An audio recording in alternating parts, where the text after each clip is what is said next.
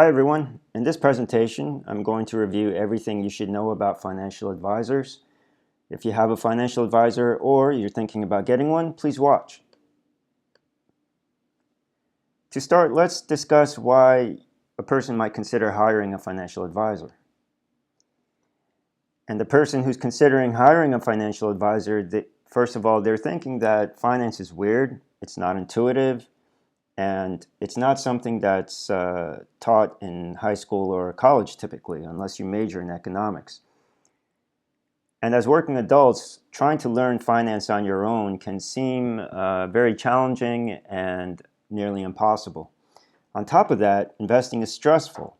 It's stressful because a lot of the jargon and terms are unfamiliar, and the products and the accounts that you use are also unfamiliar. And everyone knows that it's possible to lose money, potentially a lot of money, through investing in things like bonds and stocks. So at this point, a person might say, well, I need help from a professional. And this is where a financial advisor would step in. They would say, they would offer to advise you on what to buy in terms of stocks and bonds and CDs, help you to compare them. They'll go through different types of life insurance policies and annuities. They might advise you on when to start taking Social Security and whether it's a good idea to invest in a health savings account or a college savings account. All these things that we don't spend a lot of time thinking about that haven't been clearly explained in the past. So at this point, a person might be thinking, well, this is a great idea. But in return, you're going to be paying fees to the financial advisor. So what kind of fees do financial advisors charge, and what do they cost? Let's look at some data. So in this spreadsheet, it might look a little weird, but it's actually pretty simple. So let me walk you through it. It basically has some historical data for the period between 1980 and 2020 for the S&P 500.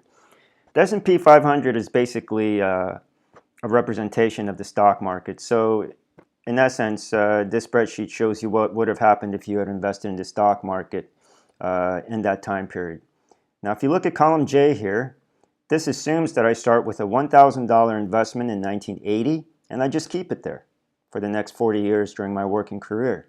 During that time, I don't touch it. The only thing I do is I instruct the fund manager to reinvest all the dividends that I receive from the profits of the companies that I've invested in through this S&P 500 mutual fund back into buying more shares of that mutual fund.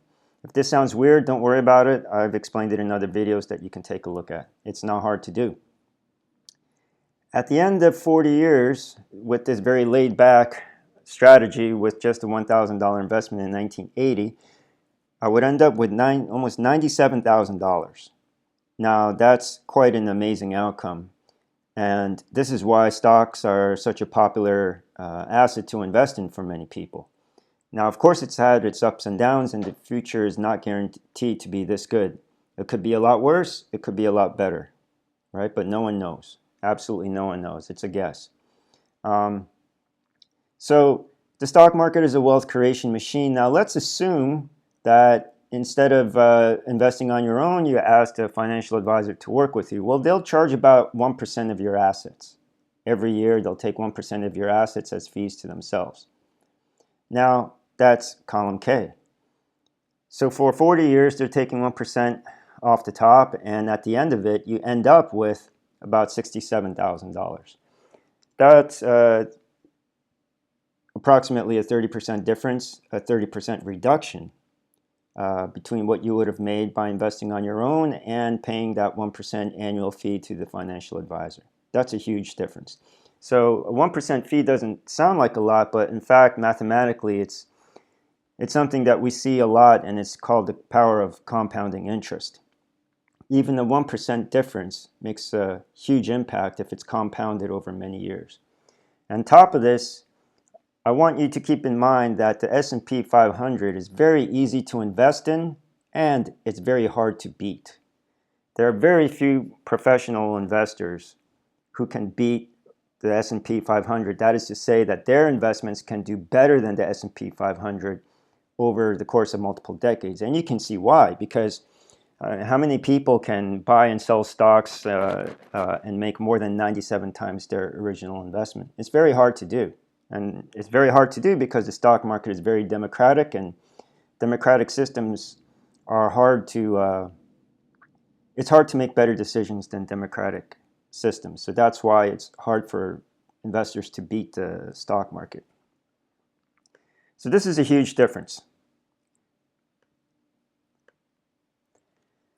And this brings me to the first important point that I want to make. Fees destroy wealth.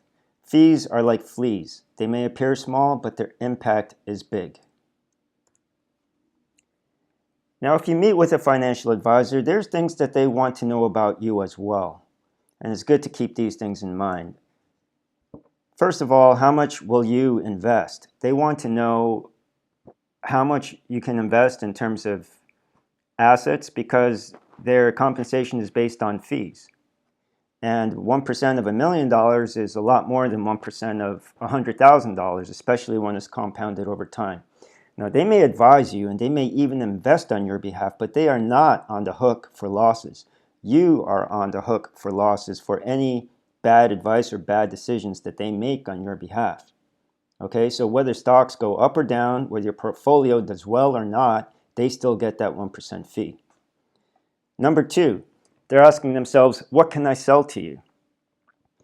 They want to sell the products that have the highest profit margins to them. That is to say that they want to sell you the products that generate the most fees for them. And by charging you high fees on a large amount of money that you invest with them, they're going to make higher profits. And again, remember, they're not taking the risk, you are. Number three, they want to know how much time do you require. And what they're aiming for is to maximize the amount of money you invest and the fees that they charge, but they want to minimize the time that they spend with you. So if you're someone who doesn't have a lot of money, they might say, well, you can call this number for the hotline, and whoever answers and picks up, you can ask them your question, and let's say you get like a total of a couple hours per year. And if you really need someone, you can make an appointment to see someone face-to-face. The more money you have, the more access that they'll grant you, the more face-to-face meetings. They might even give you things like free tickets to a local football game or some firm event that's meant to be exclusive. And part of this is to see if you can become an advocate for them in terms of marketing. And they're going to ask you in point 4, are you influential with friends and family? Because if they can establish a connection with you, they know that face-to-face marketing and word of mouth is the most effective marketing. And underpinning all this is they're asking themselves, how strong is your financial literacy? Because if you know that the S&P 500 is very hard to beat and it's been very lucrative in the past, and that you could conceivably invest in it without paying anyone fees in terms of financial advice, then they're going to be more aware that it's probably unlikely that they can sell you products with high fees. On the other hand, if you don't know how the financial system works, it's going to be to their benefit. And this is no different than, say, a car mechanic. You go in, they know much more about your car than you do, so they're going to throw out certain ideas about, replace your air filter for $200 and fix your glove compartment for $500 and things like that, right? They're going to try and test you to see how well you understand cars. So this is not specific to financial advisors. It's true to insurance agents, 401k providers, benefits administrators, and fund managers. These are all folks who make money from fees and not from guessing the direction of the stock market or being able to identify which companies are going to become future superstars. So it helps to keep in mind the types of sales tactics that they're going to use. Again, this is not specific to the financial industry, but these tactics are used by a lot of people in marketing positions. Number one, they're going to try to create a sense of complexity. The financial markets, if it's explained using a lot of jargon and technical sounding terms, it does look complex and it seems quite scary. And the purpose of this is point number 2, is to put pressure on you to say, okay, I really need some help. I really need to make decisions. I can't let this fester. You know, retirement is a serious matter.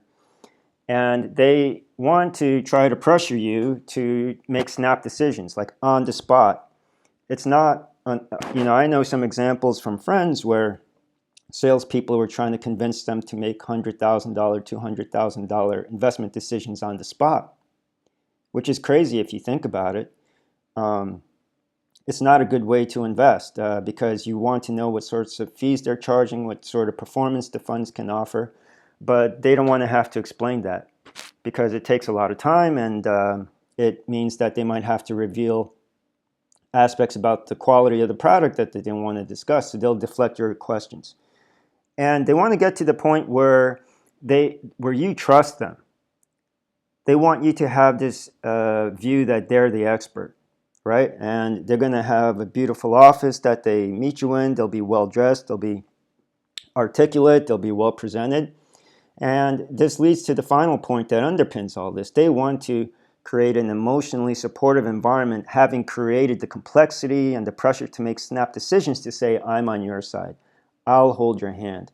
Your best interests are my best interests, right? And these tactics are highly effective. I've seen very smart people become advocates of the financial advisors and others who are selling them products that I strongly disagree with. And it's not just financial advisors, it's other types of salespeople who use these tactics. I'm not saying all advisors do this, but it's good to be aware. So let's go through a marketing example so I can give you a concrete view of exactly what I'm talking about. TIAA is the Teachers Insurance and Annuity Association of America. My parents were loyal customers of theirs for decades, and so let's go through their website. You can see here the word guaranteed growth. Again, the word guaranteed. And next to this you have all these photos of smiling faces. Look here, join them by sharing the benefits of a retirement promise. So the sense of, you know, support, of security, money coming in as long as you live, that's our retirement promise. Guaranteed growth, again. Bigger monthly retirement checks. So I think you get the picture. Now let me go down to the fine legal print here. The first point states, all guarantees are based on TIAA's claims paying ability. Past performance is no guarantee of future results. So what this is saying is that if TIAA runs into financial trouble, they might not be able to pay you what they have marketed to you and what they may have communicated to you. Now, let's not condemn what TIAA is doing, but if someone from TIAA is watching this, please consider redesigning your website to make it a little more straightforward.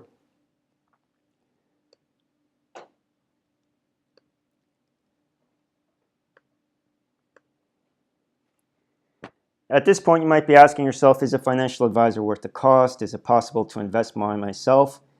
And how do you decide whether to go with a financial advisor or the do-it-yourself route? And for that, I'll go to a new video, a separate video called The Simple Strategy that you can use to evaluate those questions.